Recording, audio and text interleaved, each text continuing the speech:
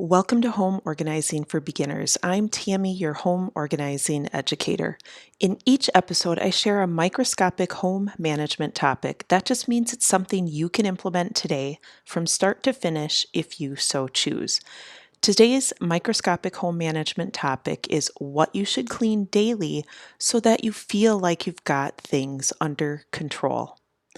As a mom looking for a fresh start in her home organizing journey, you want to be set up for lasting home organizing, cleaning, and time management solutions, right?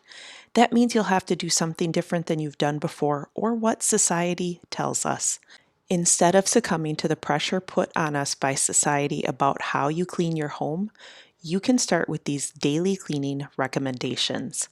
In this episode, I share with you 2 things to clean daily, why starting here works, and how to get started.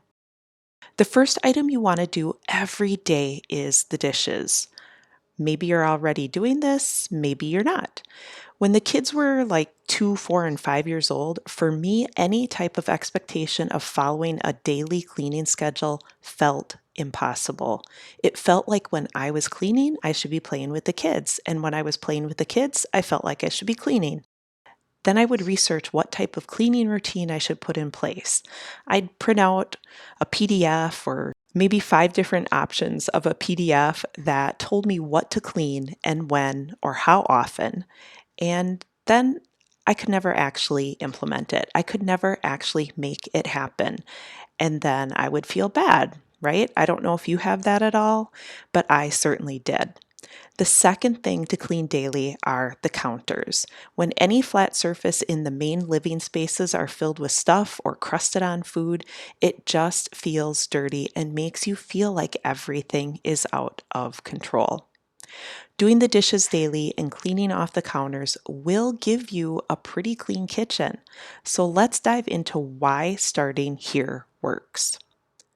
The kitchen is an area where we all spend a lot of time. When our primary living space is a disaster, we feel like, well, at an extreme, our lives are a disaster too. When you get home from work, this is one of the first areas you walk into. If it's a mess, 100% of the time within a day, it just makes you feel bad.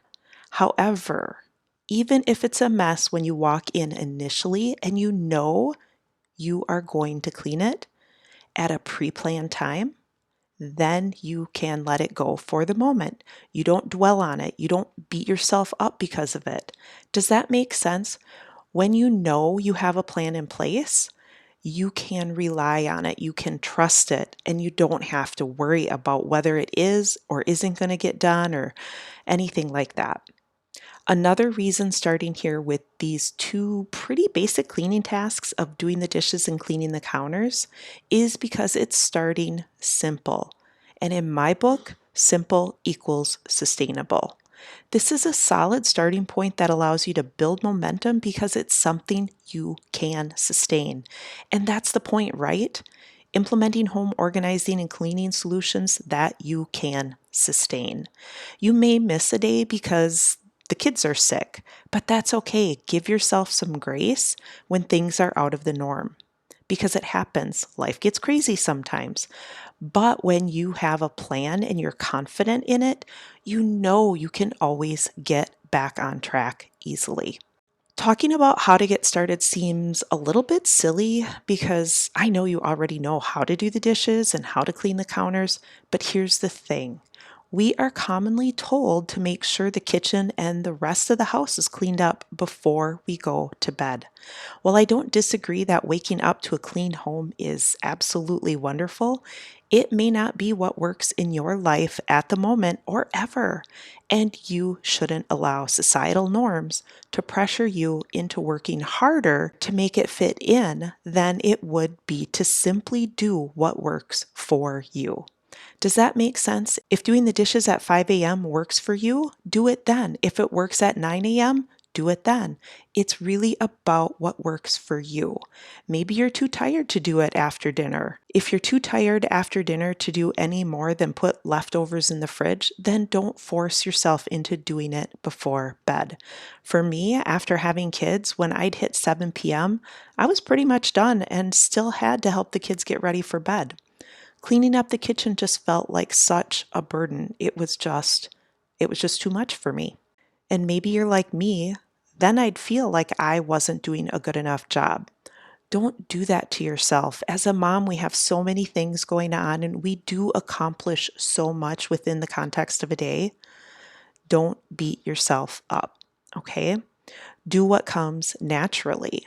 Getting started is about picking a time to do the dishes and clean the counters when it works best for you. For me, it's in the morning or around lunchtime now that I'm home all day. But it used to be before I went to work. I guess I'm just a morning person. So, what time of day works for you? That's how you get started. Pick that time and transition to it today. That's what I have for you. If this episode hit home with you, I'd love to know about it. Would you be open to leaving me a 5-star review? That's how others find this podcast. And by leaving that review, you're able to help others like I'm helping you now. Thanks so much. Have a fun and productive weekend. I'll be back here next week sharing tangible and simple instructions about home organizing, cleaning, and time management. See you then.